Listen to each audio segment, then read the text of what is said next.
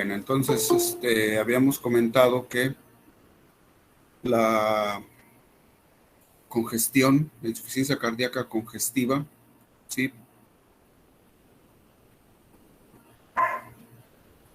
Derecha principalmente afecta a la parte abdominal y la congestión cardíaca congestiva izquierda afecta principalmente a la cavidad torácica, ¿no? Y lo que estuvimos viendo fue lo que es alteraciones del endocardio, ¿sí? Todo lo que pasa en el endocardio, principalmente en las válvulas, ¿sí? En la tricúspide, en la válvula pulmonar, la válvula aórtica y la válvula mitral o bicúspide. ¿Sí? Son las principalmente afectadas cuando surge un problema en el endocardio. Y ese problema en el endocardio pues, nos lleva a una congestión generalizada, ¿no? Que dependiendo de qué lado se presente primero, consecuentemente si se afecta un lado del corazón, consecuentemente se va a afectar el otro lado, ¿no? Pero generalmente empieza de un lado. Ahora, ese es un problema del corazón. Ahora, el corazón no solamente va a tener problemas en el endocardio, sino que va a tener problemas también en el miocardio, ¿no? En la parte muscular, ¿sí? En los miocitos, en la parte muscular del corazón.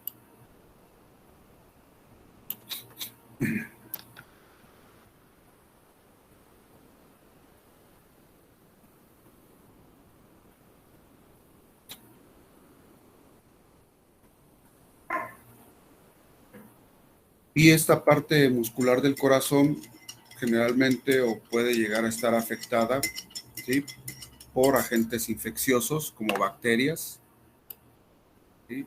Las bacterias generalmente van a llegar a él a través de procesos septicémicos, de septicemias, ya habíamos dicho que era una septicemia.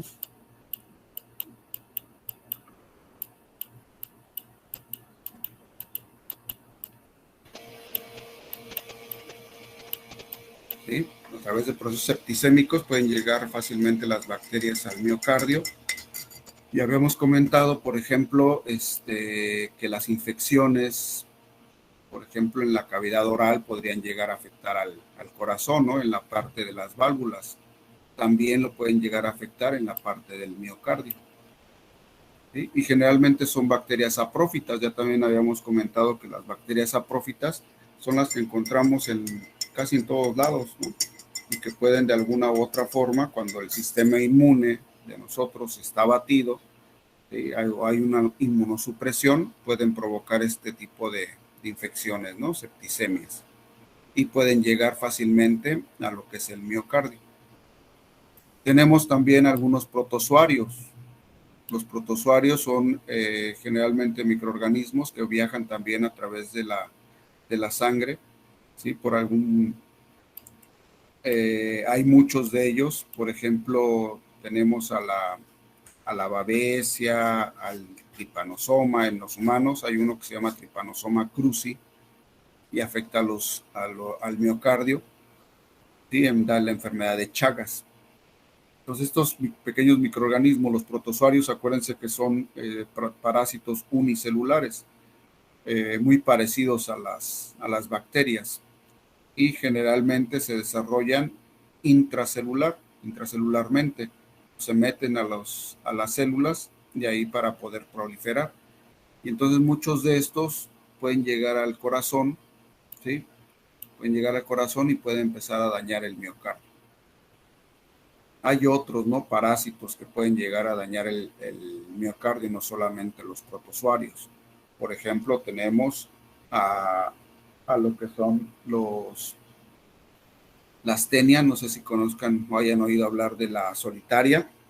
La solitaria es la Taenia solium y uno de sus fases larvarias son los cisticercos.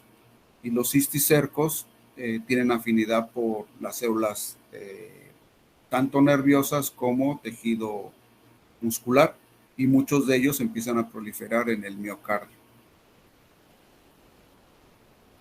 ¿Sí? Entonces, no nada más los protozoarios como parásitos pueden llegar ahí a provocar daños en el miocardio, sino que hay otros parásitos que también pueden provocar daño. Por ejemplo, en una que se me olvidó, que es el gusano del corazón, ¿sí? Dirofilaria, creo que es, profe. Ajá. Sí, o sea, se me había olvidado de mencionárselas en cuestión de que causa daños en el endocardio, porque la dirofilaria viaja dentro de los vasos sanguíneos y prolifera en la parte del endocardio. Pues cuando vimos lo del endocardio, la dirofilaria puede causar problemas de endocarditis y ocasionar insuficiencia cardíaca congestiva. ¿Sí? La dirofilaria imitis, principalmente en los perros. En los humanos, a veces accidentalmente también se llega a presentar.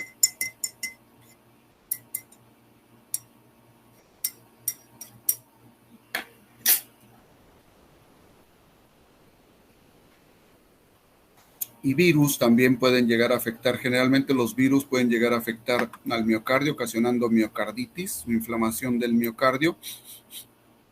Y un ejemplo sería, por ejemplo, el parvovirus. El parvovirus es una enfermedad que cuando afecta a cachorros muy pequeños, menores de 2 meses, ¿sí? Llega a ocasionar miocarditis. Y los cachorros pues mueren de miocarditis.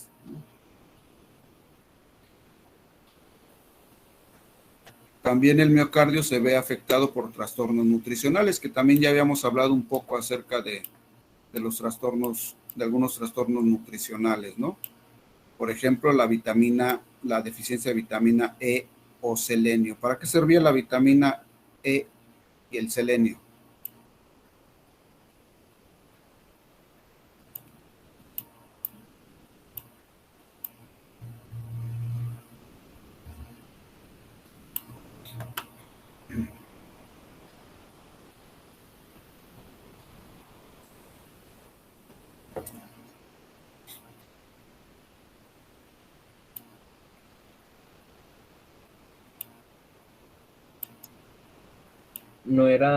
¿No sería como antioxidante?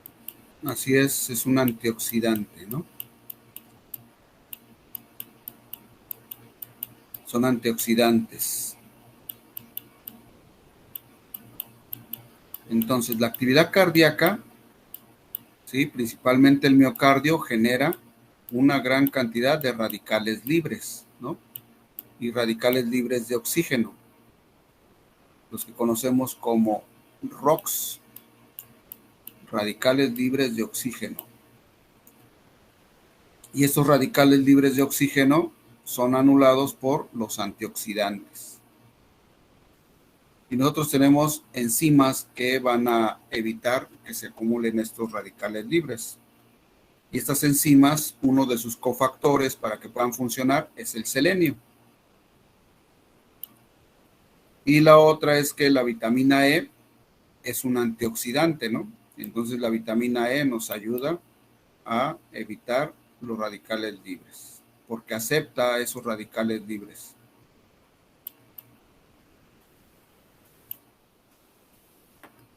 Entonces, ¿qué pasa cuando un organismo tiene deficiencia de vitamina E o selenio?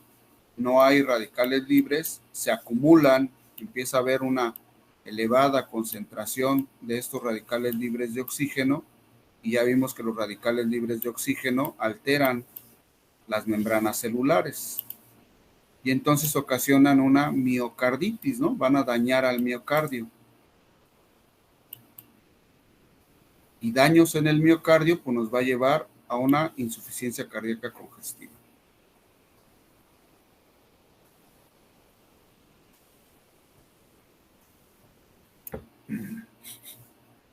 Había nombres, ¿no? Que le decíamos a este tipo de deficiencias. Por ejemplo, cuando es al músculo esquelético, porque estas deficiencias afectan también al músculo esquelético, ¿sí? Se llama enfermedad del músculo blanco. En los cerdos, por ejemplo, se llama enfermedad de corazón de mora. En las especies silvestres se le conoce como miopatía de captura.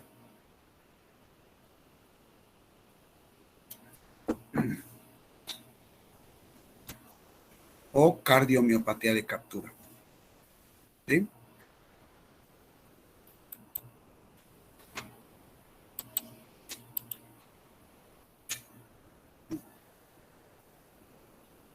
Bueno, otro problema nutricional que puede llevar a tener pues problemas para la contracción del miocardio va a ser la deficiencia de calcio. La deficiencia de calcio, ¿sí?, se presenta generalmente después del parto, ¿sí? O es muy común que la veamos después del parto. Cualquier animalito puede sufrir deficiencia de calcio, pero es más común que la veamos en hembra después del parto. ¿Sí? Y esto lo que ocasiona cuando hay una deficiencia de calcio, que haya contracciones musculares involuntarias, ¿sí? Tetania de los músculos, va a haber esa tetania de los músculos, es una alta actividad muscular y se eleva la temperatura, ¿sí? Entonces los pacientes generalmente empiezan a tener fiebre.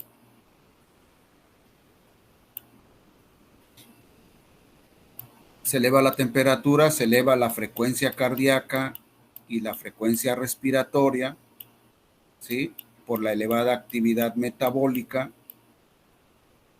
Se gasta más por esta elevada actividad metabólica se gasta más el calcio y se disminuye más rápido la concentración de calcio. ¿Sí? Y ese paciente entra en más hipocalcemia. Y esta hipocalcemia, acuérdense que el calcio es un elemento importante para que tengan actividad las fibras de actina y miosina y den esa contracción del músculo. Entonces, cuando ya se agotan las reservas de calcio por parte del miocardio, pues viene una bradicardia, ¿no? Disminuye totalmente la frecuencia cardíaca, una bradicardia, y posteriormente lo que conocemos como un paro cardíaco. ¿Sí?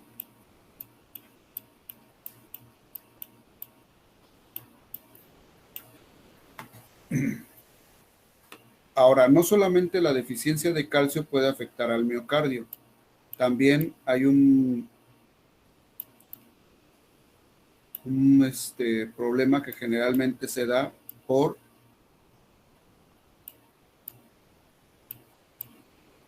la elevada concentración de calcio en la sangre, ¿no? La hipercalcemia.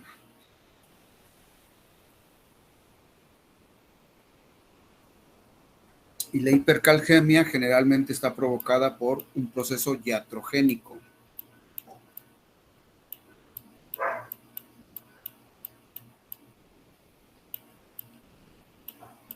Por una iatrogenia.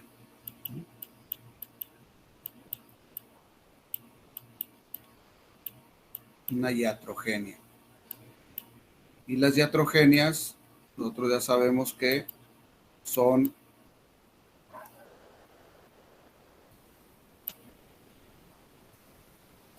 malos manejos por parte del médico, ¿sí? Son provocadas por el médico.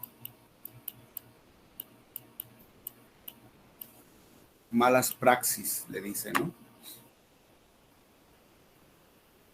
Y es cuando se pone bolos de calcio intravenoso, y esto va a ocasionar también un paro cardíaco porque se eleva muy rápido la concentración de calcio en la sangre y lo que le llega al corazón, y va a ocasionar un paro en sístole, ¿no?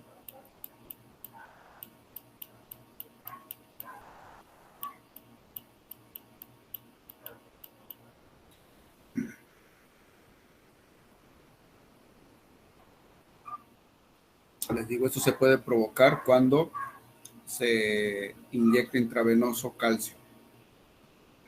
¿Sí? Entonces, no nada más la deficiencia, sino que el incremento de calcio en sangre Y tiene mucho que ver con la deficiencia, porque generalmente cuando hay deficiencia de calcio y nosotros diagnosticamos que el problema que tiene esa hembra es por calcio, a veces se les pone muy rápido el calcio a través de la vía venosa y ocasionamos ese tipo de iatrogenia.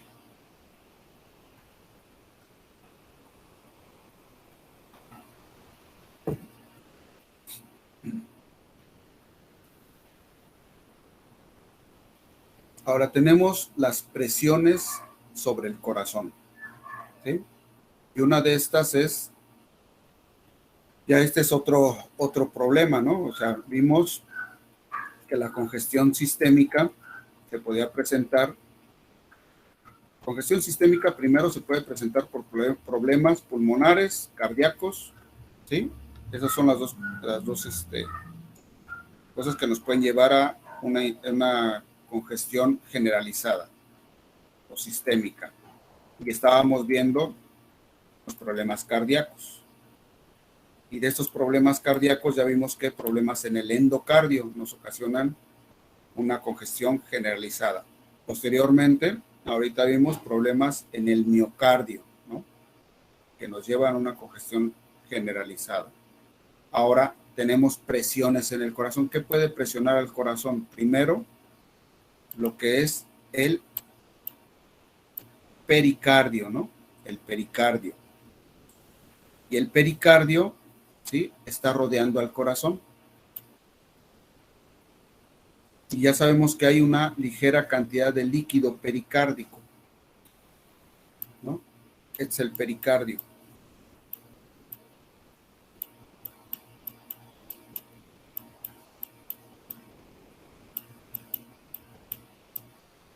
Ahora, cuando este pericardio incrementa la cantidad de líquido que se encuentra ahí, pues va a evitar que el corazón tenga un buen funcionamiento, ¿sí? Porque le está restando, ¿sí? Ese espacio que tiene el corazón para poder contraerse y relajarse, ese pericardio lo tiene ocupado, entonces está comprimiendo al corazón, ¿sí? Cuando incrementa ese líquido. Ahora, ya vimos un tipo de líquido que se genera en el pericardio por la insuficiencia cardíaca congestiva izquierda. ¿Cómo se llamaba ese proceso? O esa lesión que se ocasionaba cuando incrementaba ese líquido pericárdico por insuficiencia cardíaca congestiva izquierda.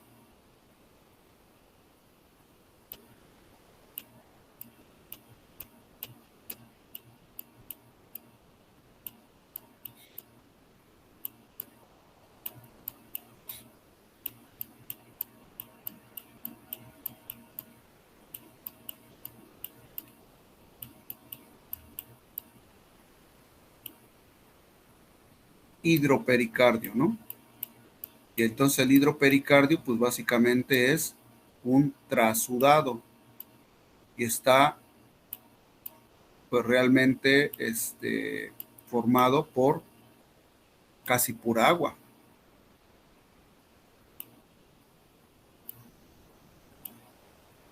Y era lo que también conocíamos como un edema, ¿no? El edema es, lo que forma el edema es un trasudado.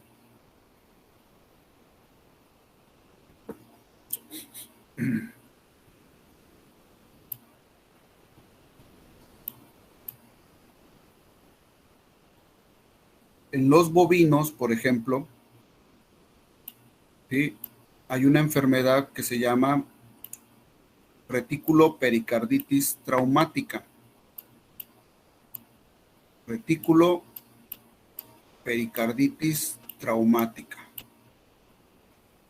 Ahora, la retículo pericarditis traumática, ¿sí? Si nosotros tenemos el diafragma, ¿sí? Tenemos el corazón, ¿sí? Que acuérdense que tiene una base y tiene su ápice. En los bovinos, la comunicación del retículo, ¿sí? El retículo es una parte de de las vías digestivas del bovino, ¿sí? Y está en esa posición, cercano al lo que es el diafragma y consecuentemente muy cercano al corazón. Entonces, cuando los bovinos llegan a consumir algún objeto punzocortante, que generalmente son clavos o alambres, ¿sí? Porque en las pacas venían esos clavos o alambres, se van al rumen, después se van al retículo, y en el retículo, ¿sí?, esos clavos, ¿sí?, pueden llegar a atravesar la mucosa del retículo, el diafragma y llegar al pericardio. Y esa comunicación que hacen sobre esas estructuras va a ocasionar, aparte de un proceso inflamatorio que es una pericarditis, va a ocasionar que se acumule este líquido, pero es un líquido séptico, ¿no?, contaminado. Y es a partir de un proceso inflamatorio también. Entonces, a este tipo de líquido nosotros lo conocemos como un exudado. Después lo vamos a estudiar muy mejor, pero se le conoce como un exudado. Y en este caso es un tejido un líquido que está contaminado con bacterias principalmente, o las que proliferan más son las bacterias y más rápido, ¿sí? Y generalmente se forma lo que conocemos como pus. Y cuando hay pus en el pericardio, en el espacio pericárdico, se le conoce como piopericardio.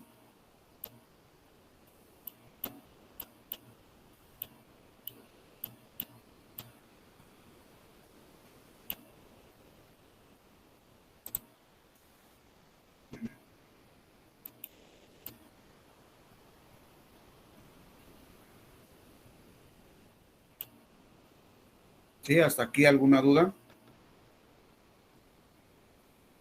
No sé qué, profe. Perdón, no lo entendí bien. Cuando pasa lo de la reticulopericarditis traumática, se acumula el líquido séptico, pero haciendo un exudado purulento, entonces. Así es, así Ah, es. ok. Es un exudado purulento y nosotros lo conocemos como piopericardio.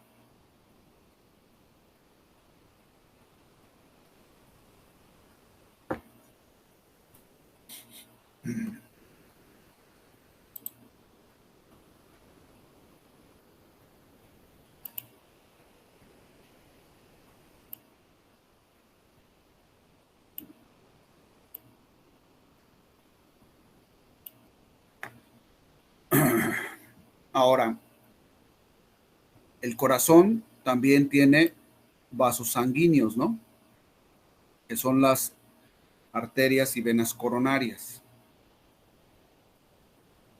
Y cuando sucede, ¿se acuerdan cuando vimos lo de las ateromas, la acumulación de este colesterol en los vasos sanguíneos, principalmente en las arterias? Pues una de las donde se ve más fácilmente que se llega a depositar, pues es en las coronarias. Entonces, cuando se deposita aquí en las coronarias, ¿sí?, obstruye la circulación sanguínea y se incrementa la presión de esos vasos sanguíneos. Y entonces, al incrementarse la presión de esos vasos sanguíneos, se eleva la permeabilidad. ¿Qué pasa si se eleva la permeabilidad de un vaso?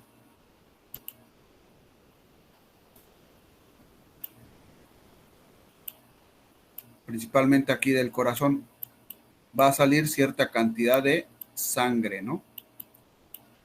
No es el único proceso que va a alterar la permeabilidad. Por ejemplo, si nosotros tenemos y además necesita haber un componente donde las plaquetas y los procesos para evitar la salida de sangre de los vasos sanguíneos no estén funcionando bien. ¿sí? Si esto está pasando en el individuo y hay una elevada presión en los vasos sanguíneos en las coronarias, va a haber una elevada permeabilidad de la sangre hacia el espacio pericárdico.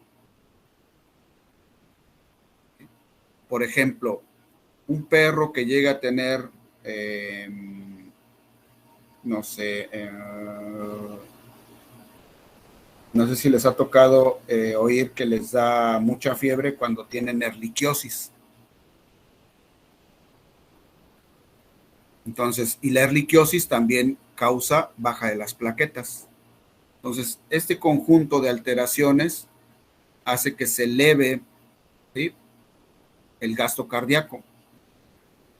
Y al elevarse el gasto cardíaco, pues el corazón necesita también una mayor cantidad de energía, ¿no? Entonces incrementa también la irrigación del corazón. Y se eleva la permeabilidad. Y cuando se eleva la permeabilidad, pues vamos a tener esa extravasación de la sangre al espacio pericárdico.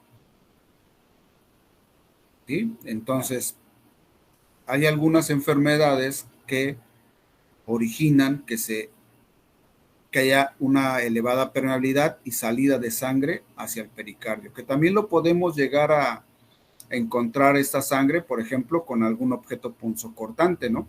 Como en el caso de la reticulopericarditis traumática que veíamos, que cuando puede llegar al miocardio y ocasionar una lesión, ocasionar un sangrado y se acumula sangre en el pericardio. Los objetos punzocortantes también pueden ocasionar que se empiece a acumular sangre.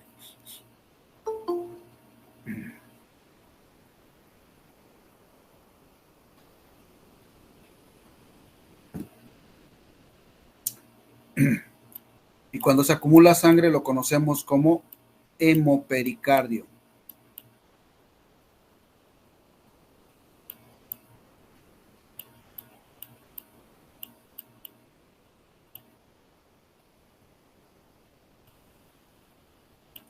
Hemopericardio.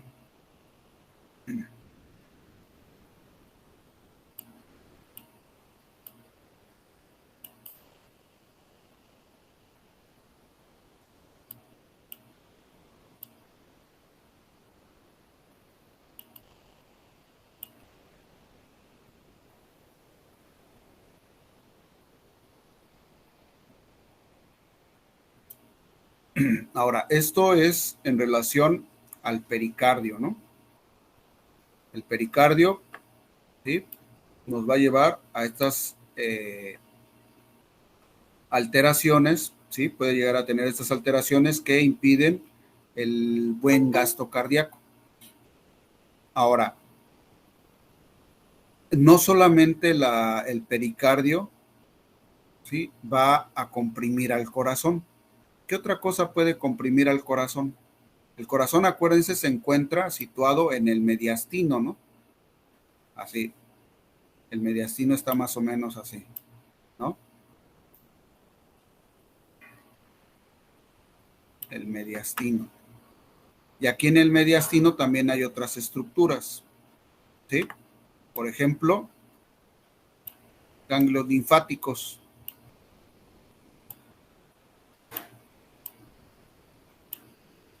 ¿Se han oído hablar, por ejemplo, de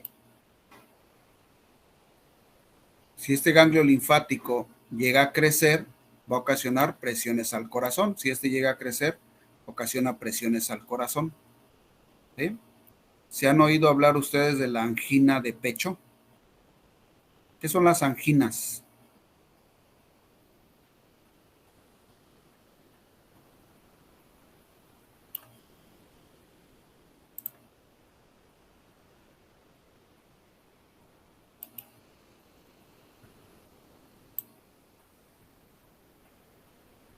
¿No saben qué son las anginas?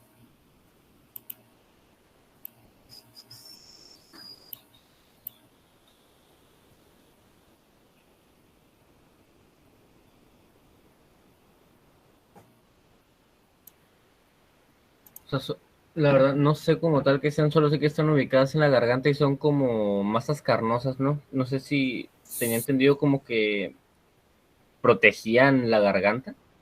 Son los ganglios linfáticos. ¿sí? Son ganglios linfáticos. Entonces, una angina de pecho, ¿sí? Se origina porque hay un crecimiento de los ganglios linfáticos. Ahora, ¿por qué pueden crecer los ganglios linfáticos? Por ejemplo, los ganglios linfáticos son los que nos ayudan a nosotros a protegernos, ¿sí? Porque conforman parte del sistema inmune, ¿sí? Son muy activos durante el proceso inmune. Entonces, un ganglio linfático son como pequeños filtros regionales de lo que podría llegar a hacernos daño a través de, pues de todos los eventos cotidianos que tenemos, ¿no? Porque estamos inmersos en estar conviviendo con microorganismos. Y entonces cualquier antígeno que lleguen a detectar las células inflamatorias, ¿sí? La van a capturar y la van a enviar a los ganglios linfáticos. Y ahí en los ganglios linfáticos se procesa para dar una respuesta. Entonces esos ganglios linfáticos pueden llevar, por ejemplo, una enfermedad que sea pulmonar y que no la puedas controlar. Esa infección, si es bacteriana, la llevan hacia el ganglio linfático regional. Y entonces el ganglio linfático, si no puede controlar esa enfermedad, va a empezar a infectarse también y puede llegar a crecer.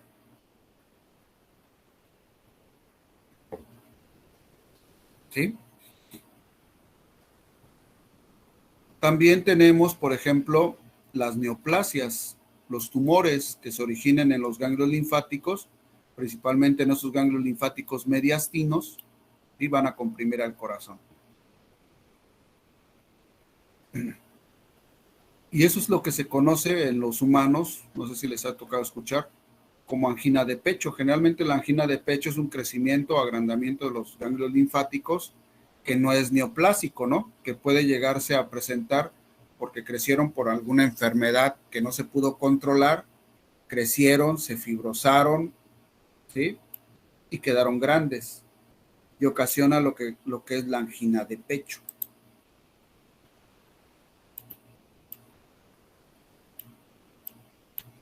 Y estos ganglios lo que van a hacer va a ser comprimir al corazón, ¿sí? Y no puede ejercer bien su función el corazón.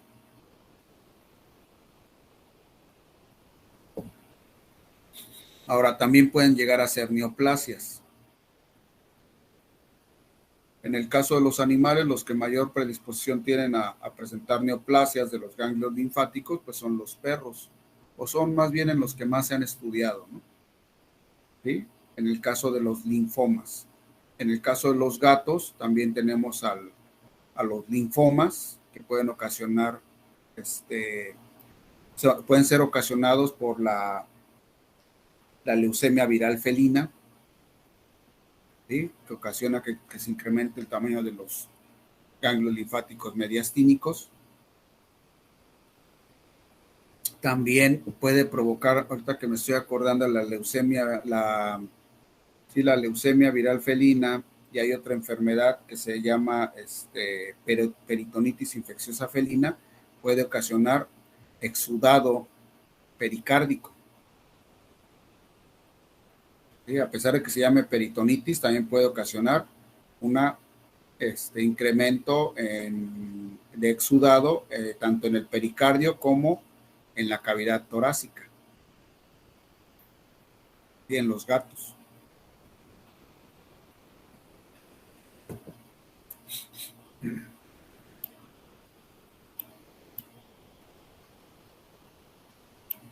Profe, tengo una duda.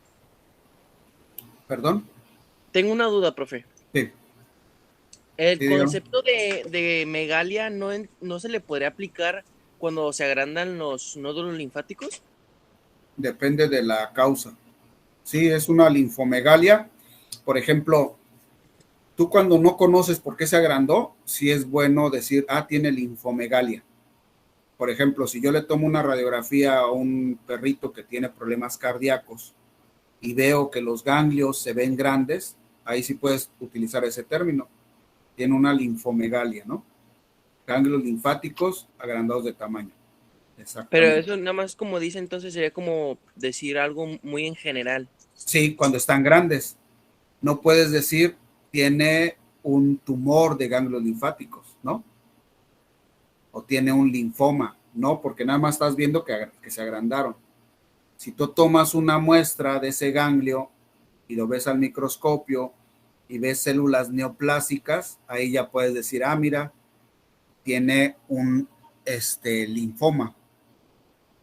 ¿Sí? Sí, profe, gracias. Ajá.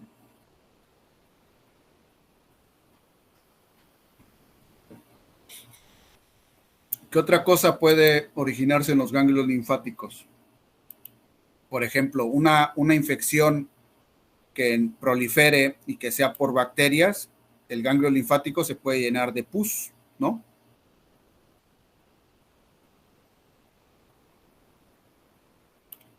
O se puede llenar de exudado gaseoso.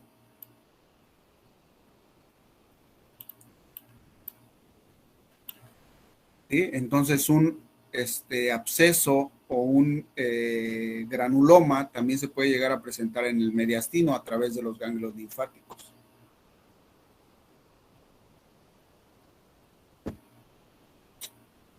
Y también nos va a poder originar una compresión del corazón.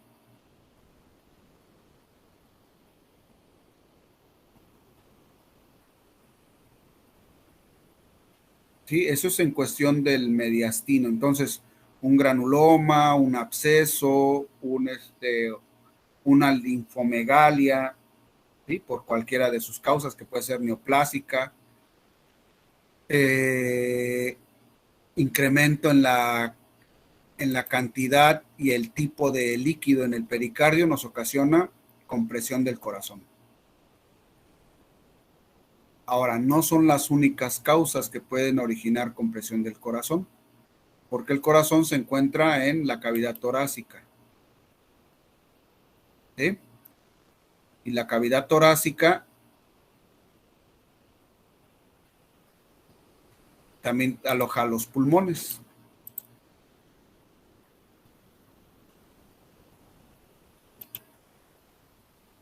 Vamos a poner esta. Es de humanos, ¿no? Pero nos va a servir para explicar esto. Nosotros aquí dentro de la cavidad torácica tenemos lo que es la pleura. La pleura que está pegada a la cavidad torácica, ¿sí? Es la pleura parietal. Ay, perdón, se me fue.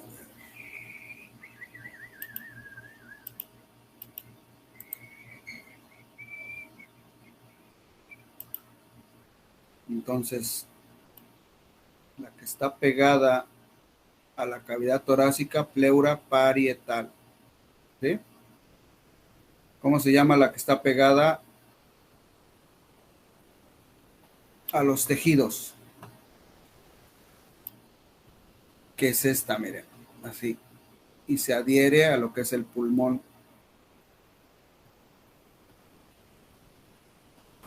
Visceral. La pleura visceral, ¿no? Y luego va por aquí y hace esto, miren. ¿Sí se fijaron cómo dio vuelta ahí? Y constituye lo que es el pericardio.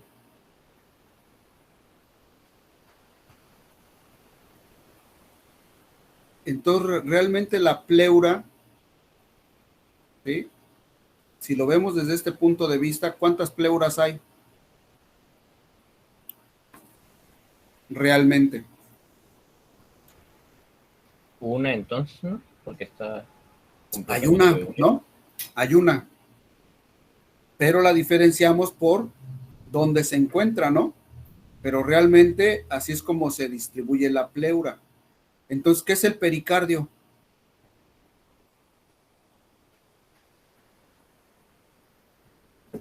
La pleura visceral. Es parte de la pleura, así es parte de la pleura. nada más que la conocemos como pericardio porque esta no está adherida completamente al corazón.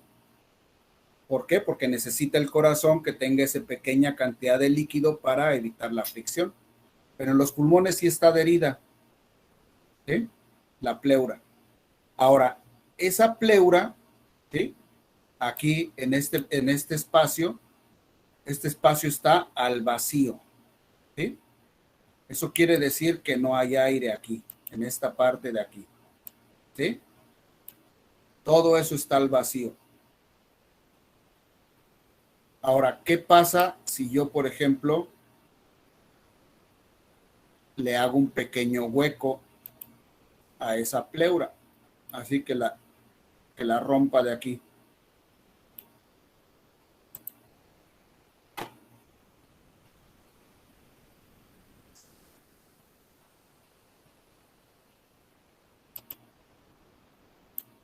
¿Qué va a pasar?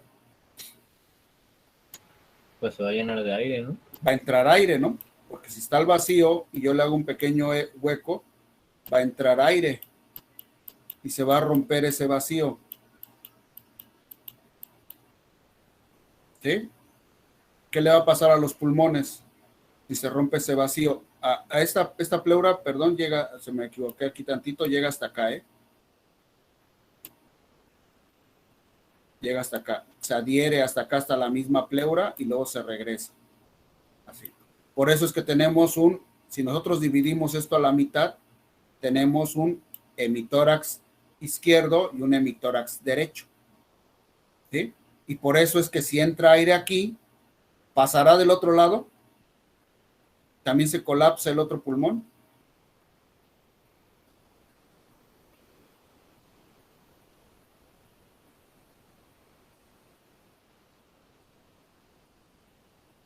Si entra aire del lado izquierdo, ¿se colapsa el otro?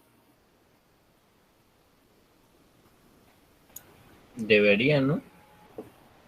¿Por dónde entra? ¿Por dónde pasa el aire?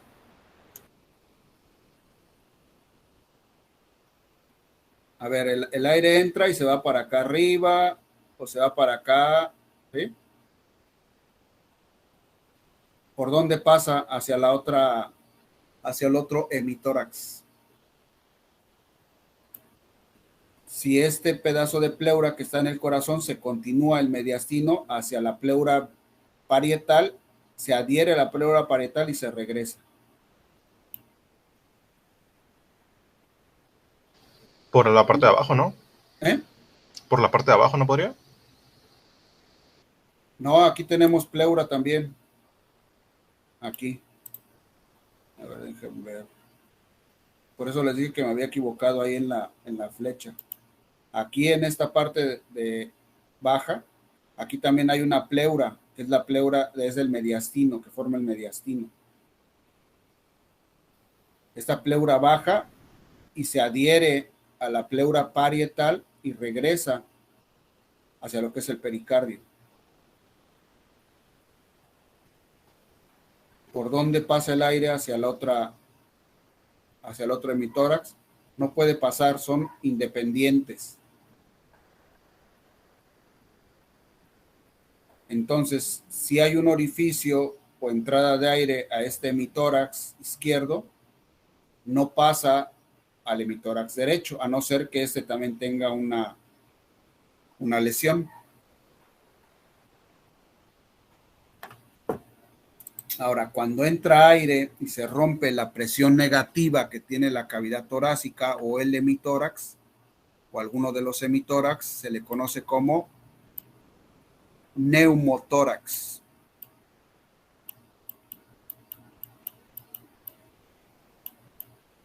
¿Puede repetir eso, por favor? Cuando hay una lesión en la cavidad torácica que hace que se pierda la presión negativa, ¿sí?, de la caja torácica de un hemitórax, entra aire y ese aire ocupa este espacio, ¿no?, que impide que el pulmón se pueda distender, pero también el corazón necesita esa presión negativa para que él libremente pueda llegar a contraerse y relajarse. Si hay aire dentro de la cavidad, dentro del hemitórax, ¿sí? Al corazón ya le va a costar más trabajo poder llegar a hacer su trabajo, ¿sí? Porque se llenó de aire aquí. Y el pulmón lo que hace es que se va a colapsar. Entonces, cuando entra aire, se le conoce como neumotórax.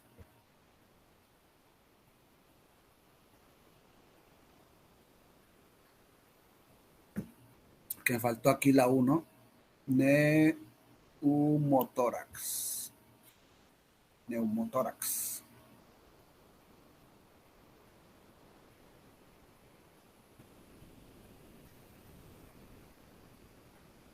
Profe, cuando se produce esto en humanos, ¿no es cuando normalmente les encajan una jeringa para liberar la presión o eso es otra cosa?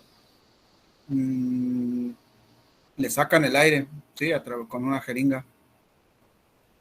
Así es. Sí, pero sí es eso.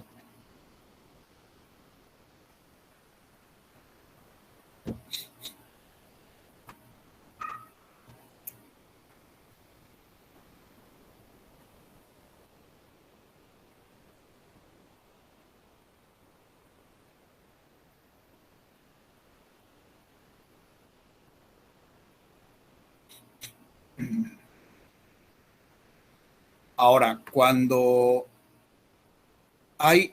¿se acuerdan cuando vimos lo de insuficiencia cardíaca congestiva izquierda? ¿Sí? Cuando hay insuficiencia cardíaca congestiva izquierda, esta sangre, ¿sí? Hay una regurgitación de sangre hacia la aurícula izquierda. Y esto hace que haya una éstasis de sangre aquí en la aurícula izquierda. Y donde se va a ver más reflejada esa congestión, pues va a ser a nivel pulmonar, ¿sí? A nivel del pulmón. Ahora, el pulmón, al tener congestión, un incremento principalmente en la presión hidrostática, pues va a tener que sacar agua, ¿sí? Y ya dijimos que se va a provocar edema pulmonar. El edema pulmonar es que exista agua aquí en el pulmón, ¿no? Hay agua en el espacio intersticial del pulmón. Pero también esa agua va a poder salir. ¿Sí? Hay una extravasación de esa agua que también va a salir hacia el espacio pleural.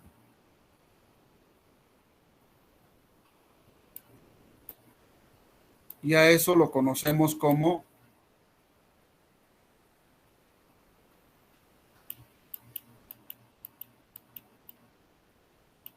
hidrotórax.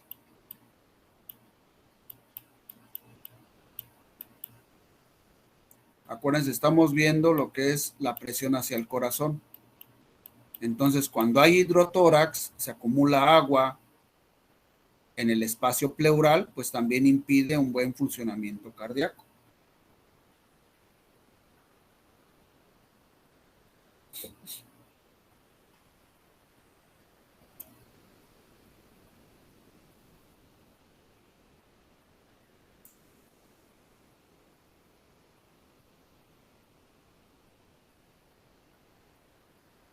En el caso de que exista también una lesión en la caja torácica, que generalmente es lo que ocasiona que se acumule sangre, ¿sí? Una lesión, por ejemplo, en el caso de la reticulopericarditis traumática en los bovinos, también llega a ocasionar una lesión en el diafragma, ¿sí? Puede haber una hemorragia y se acumula sangre, ¿no? En el espacio pleural. O algún objeto punzocortante que lesione la cavidad, también puede llegar a producir una hemorragia, porque puede lesionar tanto la caja torácica como los pulmones y produce una hemorragia. Entonces, cuando hay sangre, ¿sí? Se le conoce como hemotórax.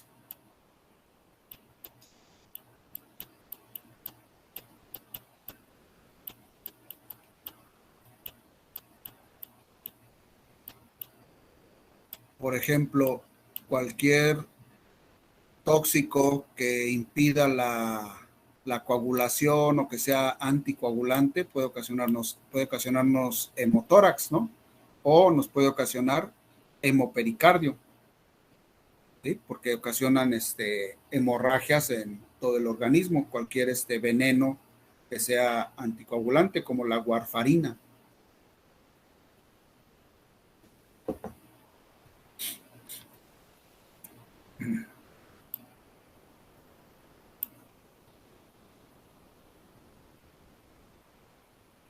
También podemos llegar a tener punciones a la cavidad torácica, ¿sí? Y que lleguen a producir un exudado, ¿no? Generalmente exudados purulentos.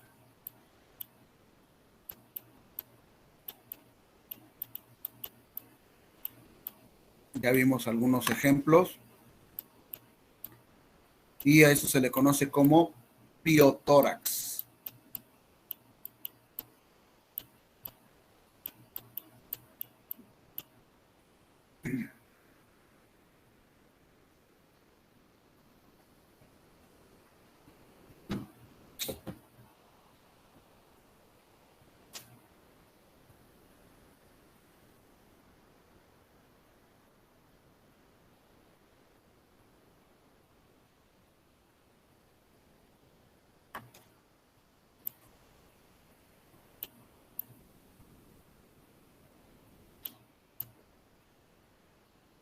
Aquí también en el mediastino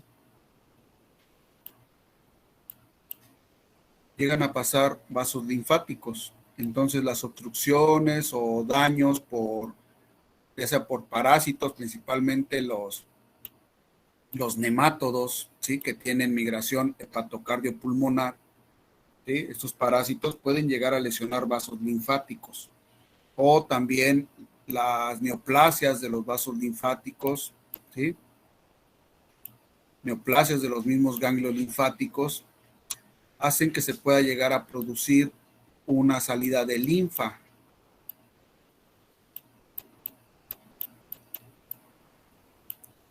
Hacia este espacio pleural. ¿Sí?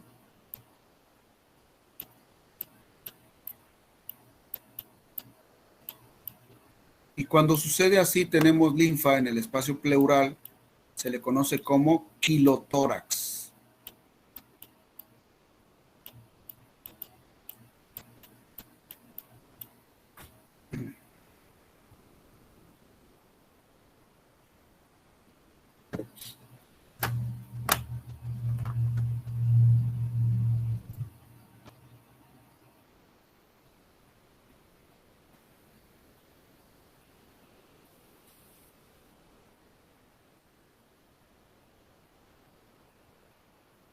Ahora, hace un momento dijimos que roturas en la caja torácica que vengan del medio ambiente hacia la caja torácica va a entrar aire. ¿Qué pasa si yo, por ejemplo, tengo una rotura de la cavidad abdominal hacia la cavidad torácica? Generalmente pasa por traumatismos. ¿Qué va a pasar? ¿Qué se origina? Por ejemplo, si yo tengo una rotura de esta cavidad torácica, ¿sí? Y se comunica a la cavidad abdominal.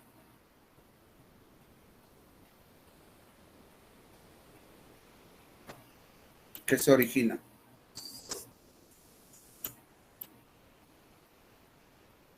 Que también va a hacer que se ocupe ese espacio que tiene el corazón para poder ejercer su efecto y que se pueda llegar a comprimir, ¿no? ¿Una hernia? Una hernia. Y si se rompió el diafragma, ¿cómo se llama? ¿Hernia diafragmática? Hernia diafragmática, así es. Gracias. Una hernia diafragmática.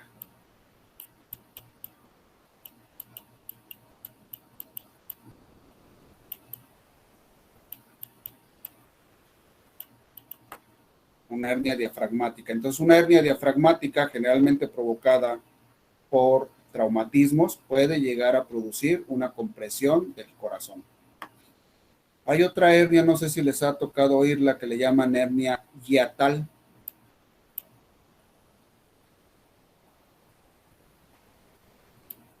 La hernia hiatal, ¿no? La hernia hiatal ¿Se acuerdan que el esófago principalmente es esofágica? Pero ¿se acuerdan que el esófago pues atraviesa lo que es el diafragma, ¿no? Atraviesa el diafragma, el esófago. Entonces, esta pequeña porción, casi no se alcanza a ver, pero en la parte donde atraviesa el diafragma, ese esófago, ¿sí? El esófago, el diafragma forma así como un pequeño anillo para que pase el esófago, ¿sí? A través del diafragma. Entonces, hagan de cuenta que en las hernias hiatales se despega ese diafragma del esófago y hay un pequeño espacio. Se forma un pequeño espacio entre lo que es el esófago, ¿sí? Y el diafragma. Entonces, si nosotros lo cortamos así, verticalmente, ¿sí? Y lo vemos de frente, podríamos llegar a ver así, ¿no? A ver. Por ejemplo, este es el esófago, ¿sí? Y se supone que aquí debe de estar alrededor de él exactamente el diafragma, ¿no? Pegadito a él debe de estar el diafragma, pegadito. Y no debe de haber espacio. Pero ¿qué pasa si tenemos un pequeño espacio como este? Ese espacio que existe ahí empieza a incrementar de tamaño por la presión abdominal hacia la torácica, ¿sí? Y como la caja torácica es con una presión negativa, es fácil que empiece a incrementarse de tamaño este pequeño espacio. ¿Sí? Esta es la luz del esófago.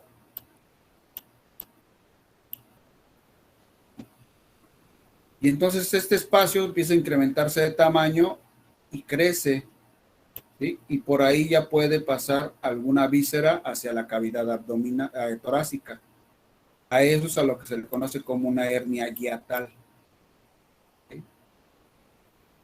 Después de un traumatismo, por ejemplo, en el caso de los perros y los gatos, principalmente los gatos, se les puede llegar a provocar una hernia hiatal, ¿sí? Después de un traumatismo. No sé si me expliqué.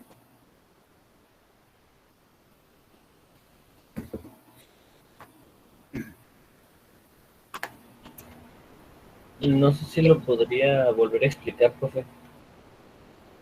Sí. Vamos a ponerlo así.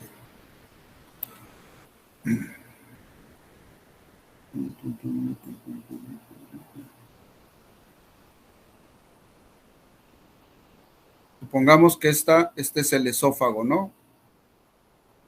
La luz del esófago, pasando a través del diafragma. Y el diafragma, ¿sí? Está pegado al esófago. Entonces, está pegado al esófago y no hay ningún espacio por lo cual haya comunicación de la cavidad abdominal a la torácica o viceversa, ¿no? Pero en el caso de las hernias hiatales, ese anillo que está formando el paso del esófago en el diafragma puede llegar a despegarse, ¿sí? Digámoslo así como llega un punto en donde se puede llegar a abrir.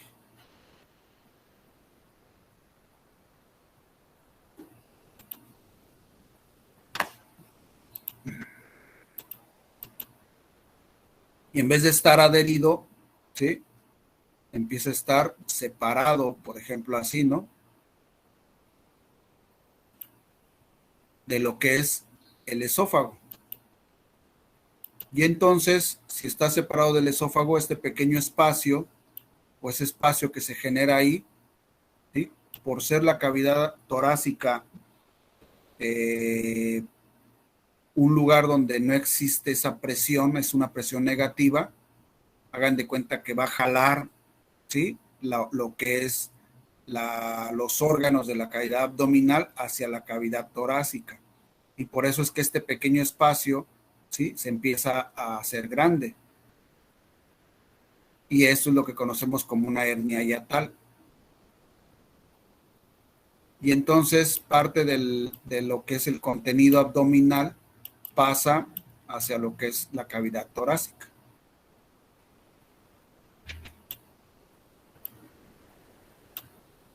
Sí, no sé si me expliqué. ¿No tienen alguna duda?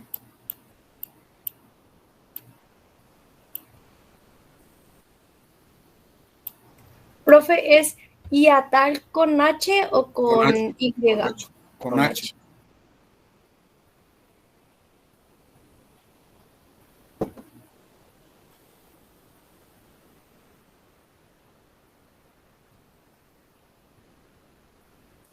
Por ejemplo, lo que se le conoce como hiato es el orificio que está en el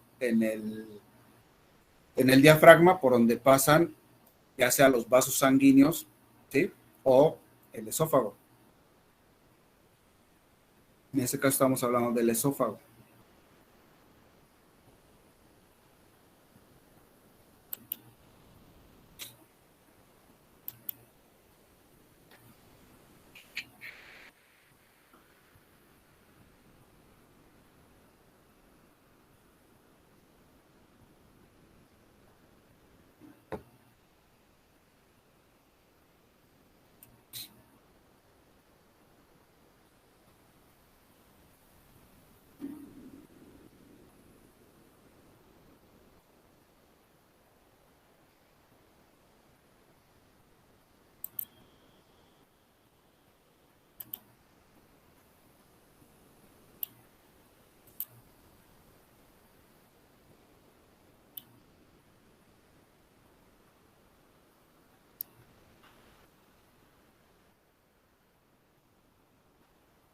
Bueno, ¿dudas hasta aquí?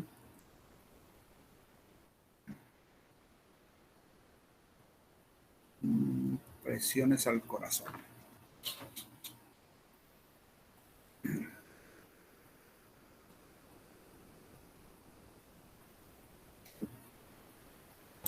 De momento creo que no, profe. ¿No?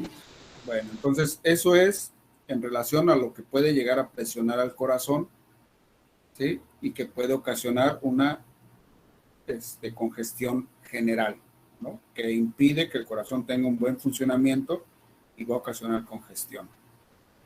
Ahora, ¿qué pasa si nosotros estamos presionando al corazón para que ejerza su función? ¿Qué lado del corazón se va a ver más afectado o más rápido se va a afectar?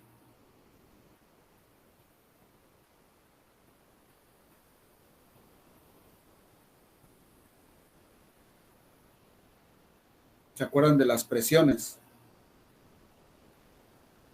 Si yo tengo, por ejemplo, no sé, salida de aire por dos válvulas, por ejemplo, que yo tenga aquí que saque aire, esta válvula, y esta válvula también saca aire, ¿no?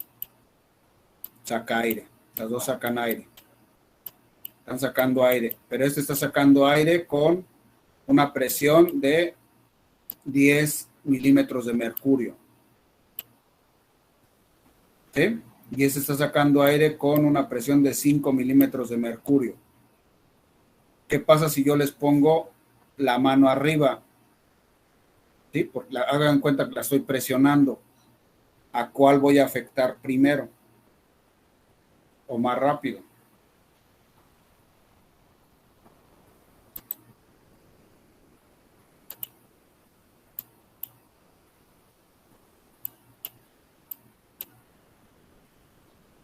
A la de menor presión. A la de menor presión, ¿no? Entonces, ¿qué parte del corazón se afecta más cuando existe presión directa sobre el corazón?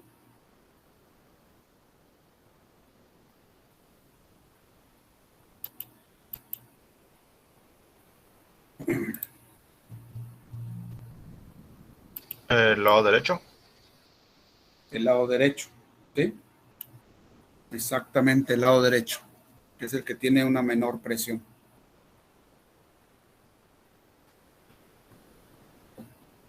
Y entonces los signos clínicos, cuando esa presión del corazón no es tan aguda, es crónica, ¿sí? Se van a reflejar en la cavidad abdominal, ¿sí? Lo que veíamos con la insuficiencia cardíaca congestiva derecha.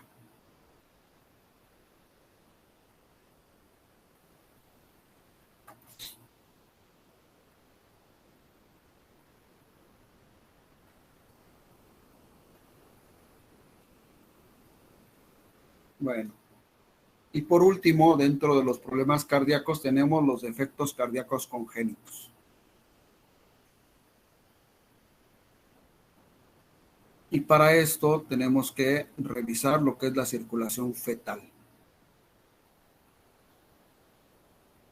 La circulación fetal tiene varios componentes, pues digámoslo así, que evitan, ¿sí? Todos estos van encaminados en hacer más eficiente la circulación sanguínea que viene a través de la madre, ¿no? Y a través de la placenta.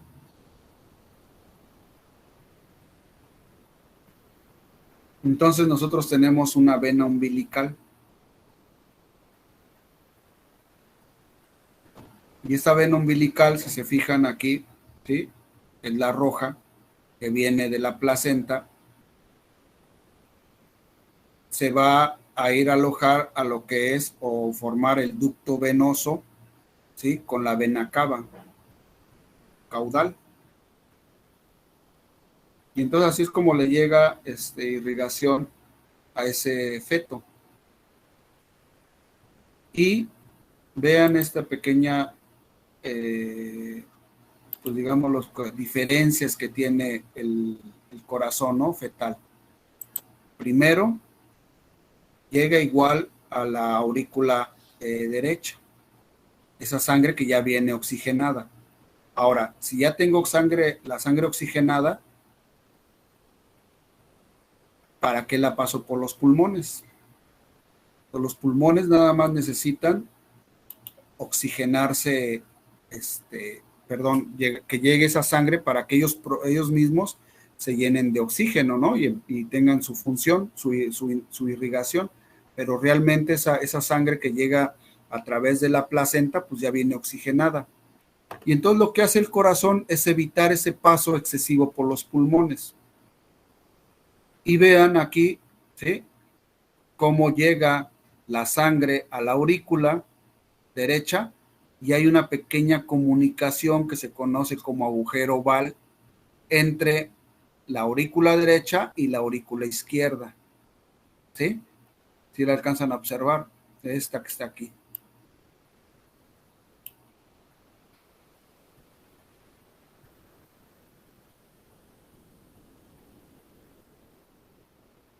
¿Sí? Se conoce como agujero oval. Esa es una de las diferencias que existen.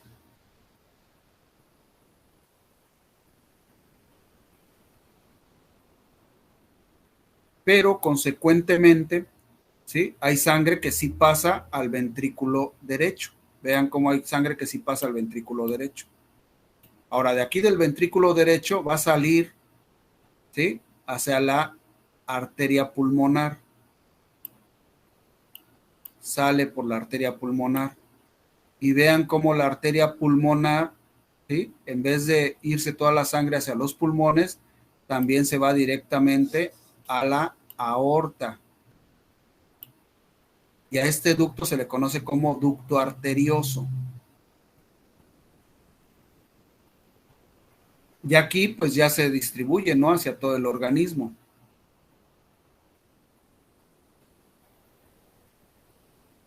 Y ya que se distribuye a través de la aorta hacia todo el organismo, después se forman las arterias umbilicales que regresan esa sangre ya sin oxigenar hacia la placenta.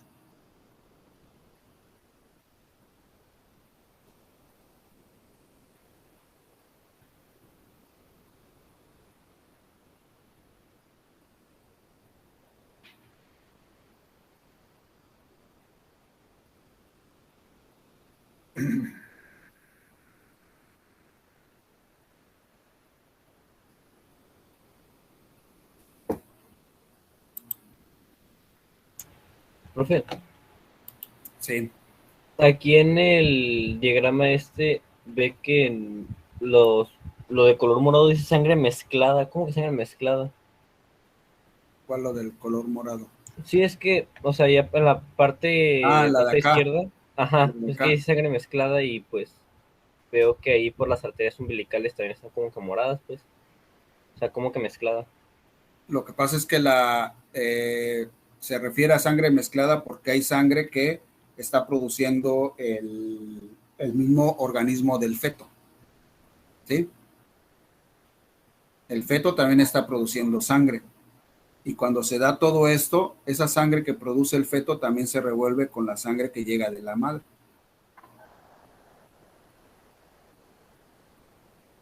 Sí, no sé si me explique. Sí, sí, profe. El Eso sí. feto produce su propia sangre y entonces esa propia sangre que produce el feto la regresa también hacia lo que es la placenta para que esa sangre que ya se supone que que le dio parte la mamá, ¿sí? A través de la placenta, ¿sí? Esa sangre es de la mamá y cuando regresa la sangre ya es tanto de la madre como del feto, por eso se llama sangre mezclada. ¿Sí? Sí, profe, gracias. Ajá. ¿Alguna otra duda que tengan?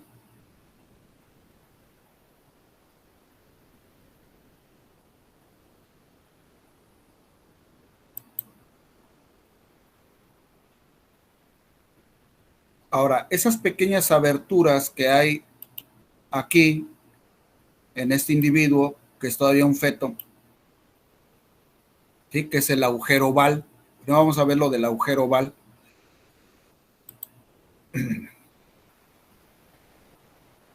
¿Cuándo se cierra el agujero oval? Inmediatamente después de nacer. ¿Sí? Ahora, el agujero oval tiene una pequeña membrana y esa membrana se dirige hacia la parte izquierda, ¿sí? Eso quiere decir que se dirige hacia lo que es la aurícula izquierda, ¿sí? Por eso ya la dibujé así. ¿Dónde tenemos en este momento, que es feto, dónde tenemos más presión? ¿A través de la irrigación de la placenta o a través del corazón que está en formación del feto? ¿Dónde tenemos más presión? ¿En qué aurícula? En la Acuérdense que derecha, ¿no? en la derecha, porque esta está dependiendo de la mamá, ¿no? De la presión que tenga la mamá. ¿Sí? Depende mucho de eso y la poca presión que ejerza el feto en su aurícula. Entonces, la presión que está aquí es mucho mayor cuando es feto. ¿Sí? Es mucho mayor cuando es feto la presión sanguínea. Con respecto a la otra aurícula, ¿no? Vamos a dibujarla así. La otra aurícula tiene pues menor presión. Y tenemos esta pequeña porción que es como una membrana que se dirige, hagan en cuenta que es una puerta que está abierta hacia el lado izquierdo.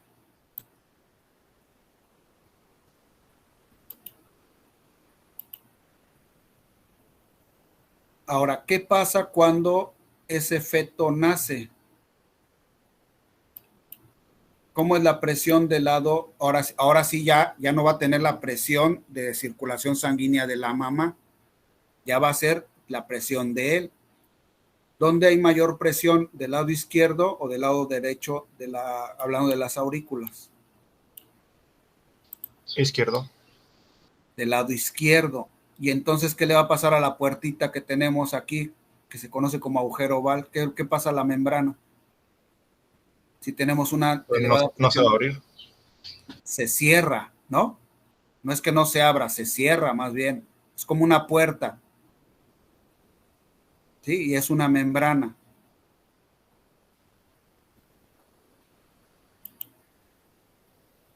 Y entonces esa O, membrana se cierra cuando o sea nace el que, individuo. o sea que está abierta esa membrana por toda la presión que le llega. Así es. Ok.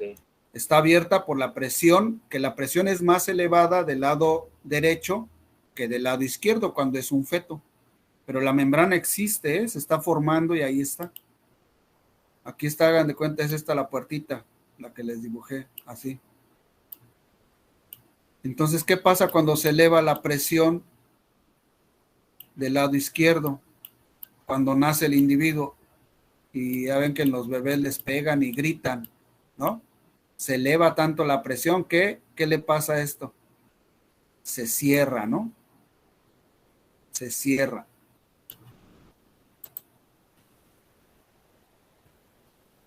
Esa es una de las causas por las que dicen es que el niño tiene que llorar para que se incremente la presión y eso que se cierre el agujero oval sea más preciso, sea así rápido. ¿Sí? Que realmente no tiene, si no llora así tan fuerte, no tiene también, ya se vio que no necesitan llorar para que se cierre.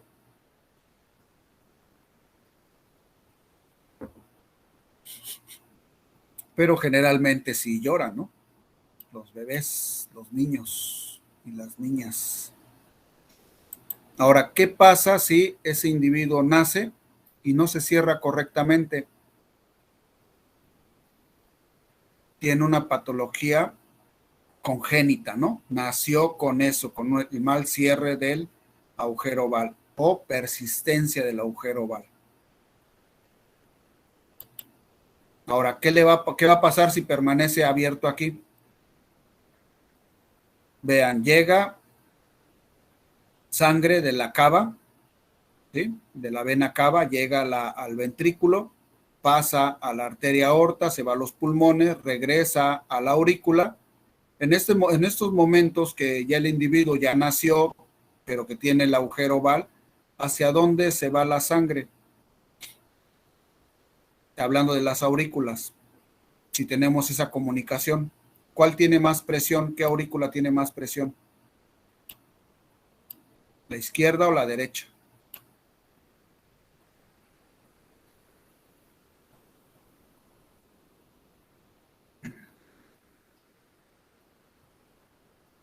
Si hablamos de que ya nació, la izquierda. La izquierda. ¿Por qué la izquierda? Porque, acuérdense, este ventrículo está aquí cerquita, ¿sí? Se contrae el ventrículo derecho y manda sangre a los pulmones, inmediatamente regresa, ¿sí? Entonces el recorrido de la sangre es poco, ¿no? Nada más a nivel pulmonar y regresa. Entonces regresa con, si comparamos las presiones, con una elevada presión en relación a la aurícula derecha, en la izquierda. ¿Por qué? Porque en la derecha, acuérdense que viene de la contracción ventricular izquierda, en donde se va hacia la aorta, se va hacia todo el cuerpo y regresa, ¿sí? Hacia la aurícula derecha. Y si se acuerdan del esquema que vimos de las presiones, una de las menores presiones se veía en la aurícula derecha, ¿sí? Y entonces la aurícula derecha en relación a la izquierda tiene una menor presión. Entonces, si estas dos están comunicadas, ¿hacia dónde se va la sangre? ¿De derecha a izquierda o de izquierda a derecha? De izquierda a derecha. De izquierda a derecha, ¿sí? La sangre se va a ir de izquierda a derecha.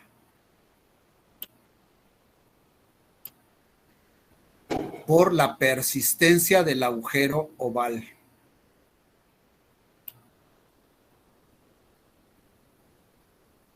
Y esa sangre que está en la aurícula izquierda ya está oxigenada y se regresa a la aurícula derecha. ¿Sí? Entonces ese individuo va a tener un déficit de oxígeno, ¿no?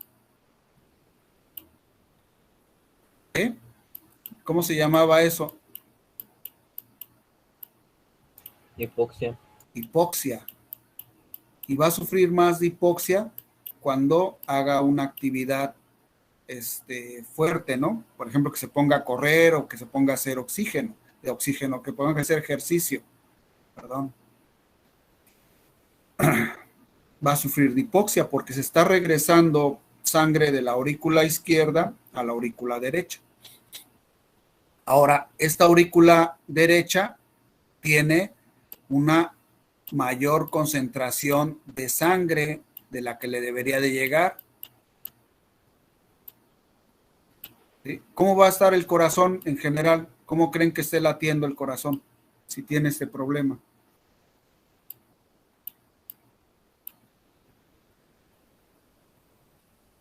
¿Está latiendo normal? ¿O tiene que latir más fuerte? Tendrá que latir más fuerte, ¿no? Más fuerte y más rápido, ¿no? Porque tiene un déficit de sangre hacia el organismo. Entonces tiene taquicardia.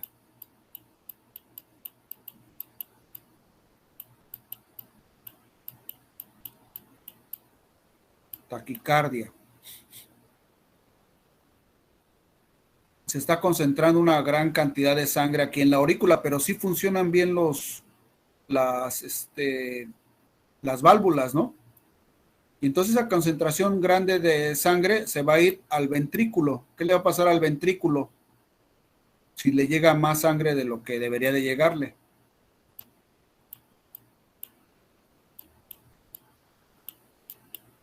Dilatación ventricular derecha.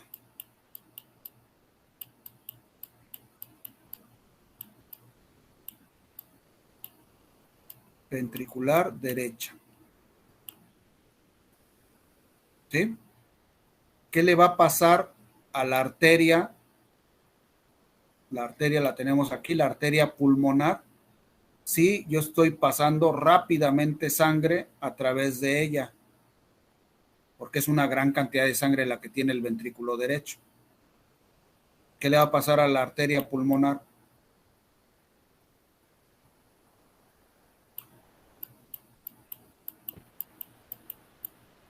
¿No tendrá una vasodilatación?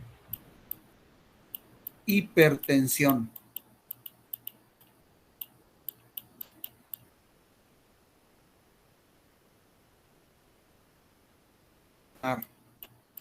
¿Sí?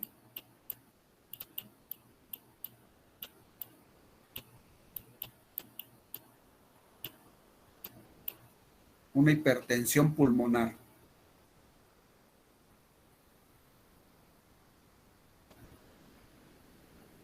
Entonces, esto es lo que va a ocasionar, ¿sí? Ya crónicamente oval.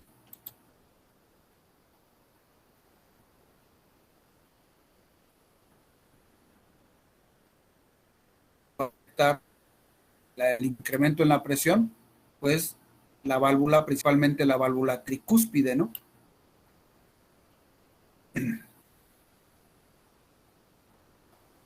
Si se afecta la válvula tricúspide, posteriormente vamos a ver problemas en la cavidad abdominal.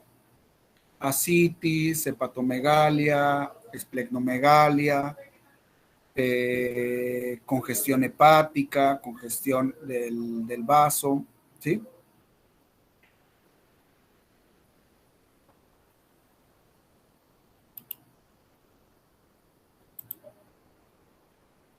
Bueno, ¿alguna duda con lo de la persistencia del agujero oval?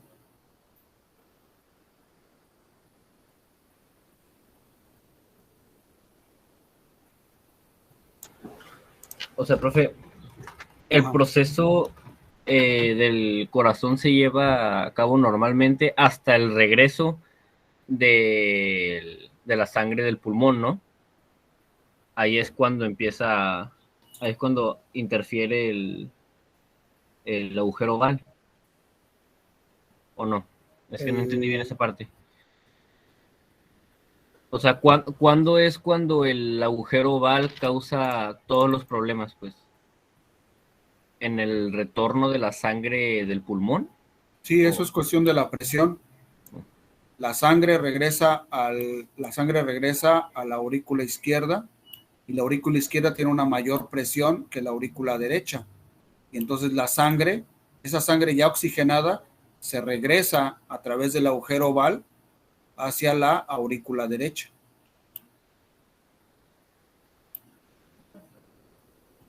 ¿Sí? Y entonces la sangre que le llega al ventrículo izquierdo, pues es menor, ¿no? Siempre va a tener un déficit.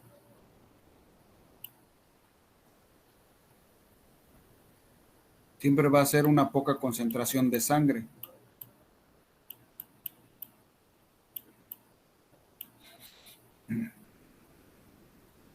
En cambio, del lado derecho, pues siempre va a haber una elevada concentración de sangre.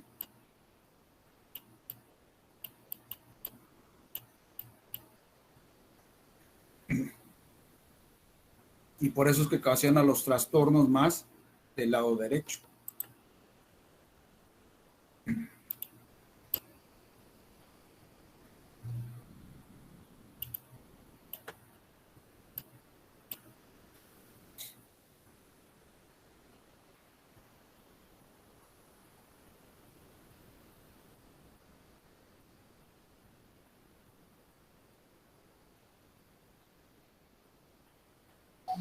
Profe, entonces el que llegue muy poca sangre al ventrículo izquierdo en este caso porque se pasa a la aurícula derecha, es lo que va a ocasionar la hipoxia porque no se puede repartir suficiente sangre oxigenada en este caso a todo el sistema. Así es. Ah, ok. Sí, la sangre ya oxigenada, ¿sí? Llega, por ejemplo, uno pensaría que si nosotros tenemos por ejemplo, poca sangre aquí en el ventrículo que sale hacia oxigenar todo el organismo, entonces va a regresar poca sangre al ventrículo, ¿no? Supondríamos eso. ¿Sí? Si sale poca de aquí va a regresar poca también. Y luego ya con esta que está de más, pues esa sangre que tiene el ventrículo, pues no cambiaría de proporción, de concentración. ¿Sí me explico? Pero acuérdense que aquí influye mucho lo que son los vasos sanguíneos. ¿Sí? Por ejemplo, ¿cómo va a estar la presión sistémica de ese individuo? Si tengo poca cantidad de sangre aquí, ¿sí?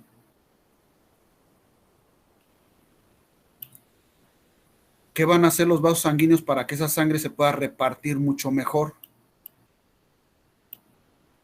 Nosotros supongamos que el vaso sanguíneo así está con un lumen, ¿sí? Con una luz, ¿sí? Normal. ¿Qué le va a pasar? ¿Vasodilatación o vasoconstricción? Para que esa sangre se reparta mejor si es en menor proporción. Constricción, ¿no? ¿Sí? Va a estar constriñido el vaso. Entonces va a haber una vasoconstricción periférica, lo que va a hacer que el retorno venoso sea más eficiente y se alcance a llenar el ventrículo derecho. ¿Sí? Va a ser mucho más rápido. Ese individuo entonces tiene una hipertensión sistémica.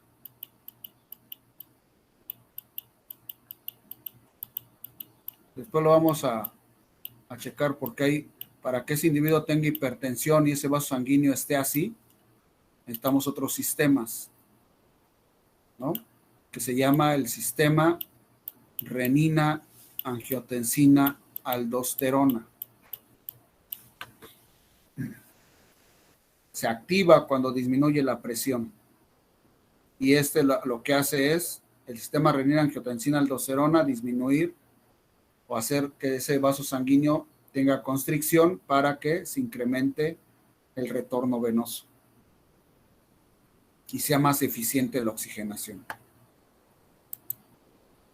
Y ese individuo entonces va a tener hipertensión arterial.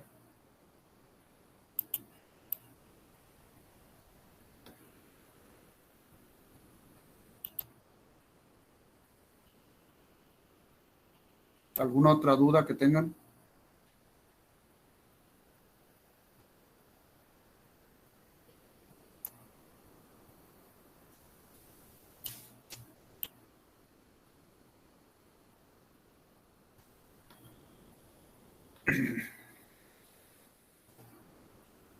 Entonces, ese es un defecto septal, ¿no? Porque es el septo. El septo es lo que divide al corazón en derecho e izquierdo. El septo cardíaco. ¿Sí? Entonces, ese es un defecto septal, la persistencia del agujero oval.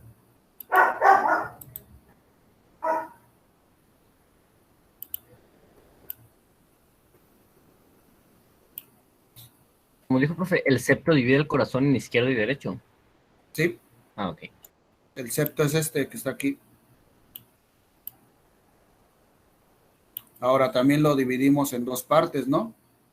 Septo interauricular y septo interventricular. Y entonces nosotros estamos hablando de un defecto congénito cardíaco del septo interauricular, que se llama persistencia del agujero oval.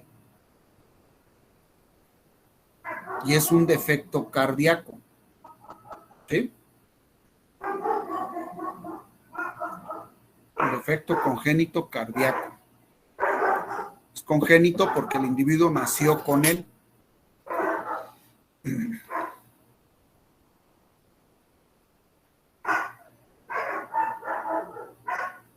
Ahora tenemos otro defecto congénito también, ¿sí? Pero que no es cardíaco, es un defecto de los grandes vasos.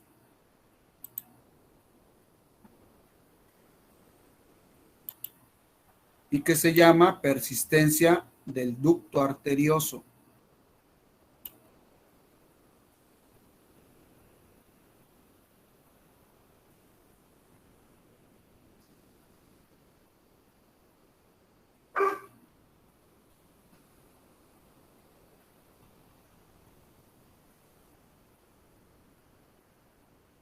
Ese ducto arterioso que está o se forma en la circulación fetal, una vez también que el individuo nace, automáticamente se colapsa, ¿sí? Y se forma un ligamento nada más.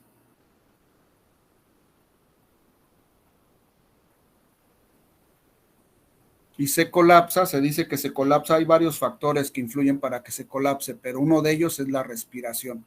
Cuando se incrementa, ¿sí?, la presión en la cavidad torácica, generalmente este ligamento se colapsa, ¿no? Que es uno de los principales. Este ducto arterioso, perdón, se colapsa y se convierte en un ligamento nada más. Y entonces este ducto arterioso lo que hace, se llama ducto arterioso porque comunica la arteria pulmonar con la arteria aorta.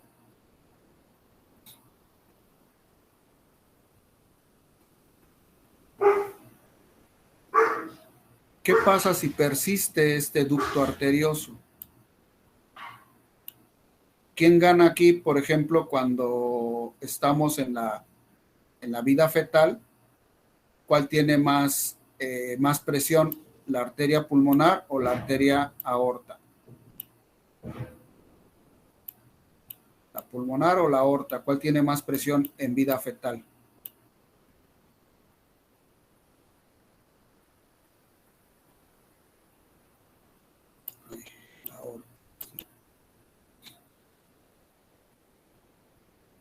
¿La aorta, profe? No, en vida fetal, acuérdense que la presión que viene de, pues ahora sí que del cordón umbilical, ¿sí?, es mucho mayor que la del propio feto, porque es parte de esa es por la mamá. Entonces, generalmente, aquí cuando es vida fetal, la arteria pulmonar tiene una mayor presión que la arteria aorta, ¿sí?, porque se involucra a lo que es a la mamá. Pero cuando nace el individuo, se intercambian las presiones. Cuando nace el individuo, se incrementa la presión de la aorta en relación a la pulmonar, a la arteria pulmonar. Entonces, la que gana generalmente es la arteria aorta. Tiene una elevada presión. ¿Sí? Entonces, ¿qué pasa si ese ducto arterioso no se colapsa, permanece abierto? ¿Hacia dónde se va la sangre?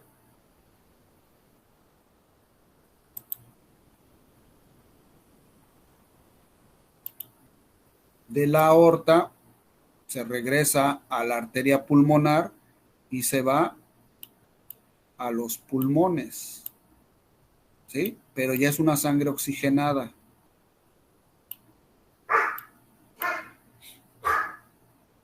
Entonces, de la arteria aorta, a través del ducto arterioso que se quedó permanente, se va la sangre a la arteria pulmonar y de ahí a los pulmones.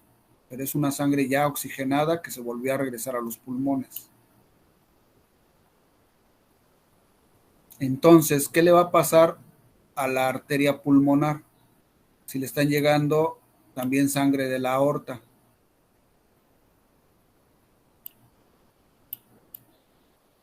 Va a tener primero una hipertensión pulmonar.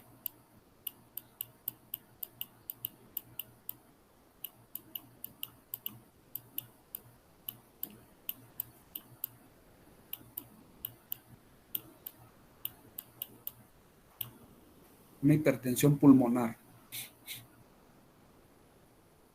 Esa sangre, ¿sí?, que se vuelve a regresar a través de la aorta, también va a llenar más el ventrículo izquierdo, ¿no? Le va a llegar más sangre al ventrículo izquierdo de lo que le debería de llegar.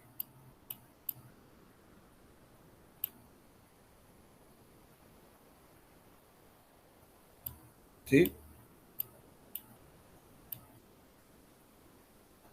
Y entonces, para evitar eso, nosotros vamos a acumular esa sangre en exceso o vamos a tener un éxtasis de sangre a nivel pulmonar.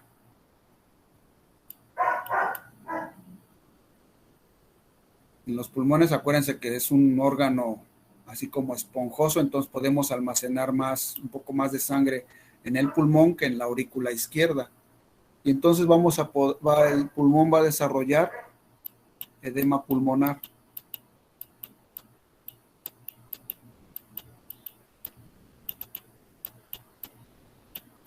Edema.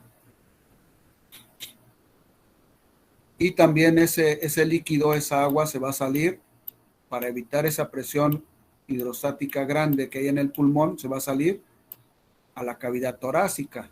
Y entonces vamos a tener hidrotórax. Y también hidropericardio. ¿Sí?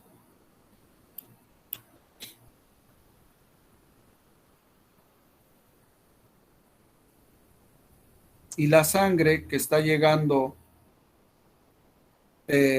por ejemplo, en el caso de la aorta, que se va cierta cantidad de sangre se vuelve a regresar a la aurícula izquierda, la aorta va a tener una baja concentración de sangre, ¿no?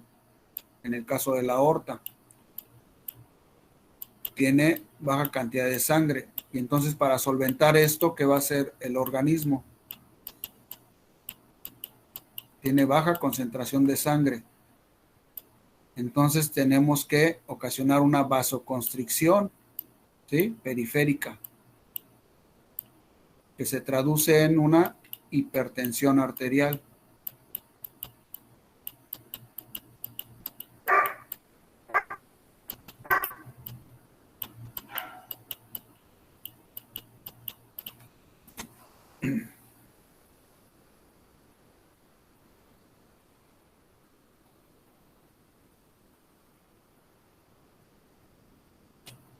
¿Sí? Entonces, esas pueden llegar a ser las consecuencias que va a llegar a tener la persistencia del ducto arterioso, ¿sí?, a nivel crónico, ¿no? Cuando se empieza a producir una cronicidad de esta persistencia del ducto arterioso.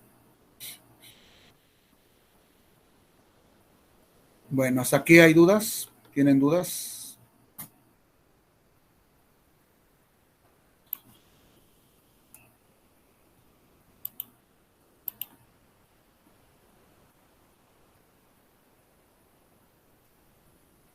¿Dudas que tengan?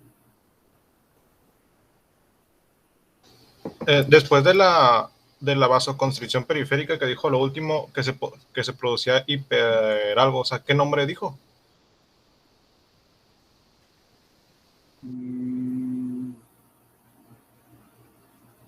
¿Cuál? ¿Hipertensión arterial? Eso, gracias. Sí.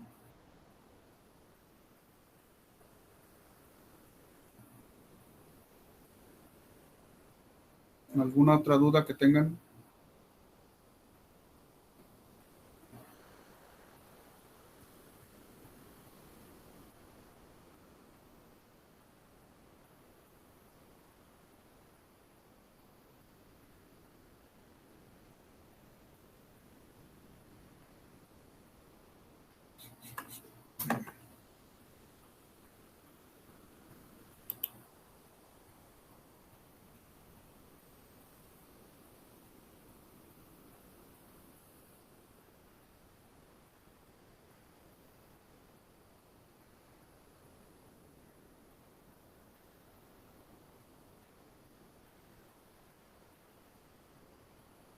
De momento no, profe. No, bueno.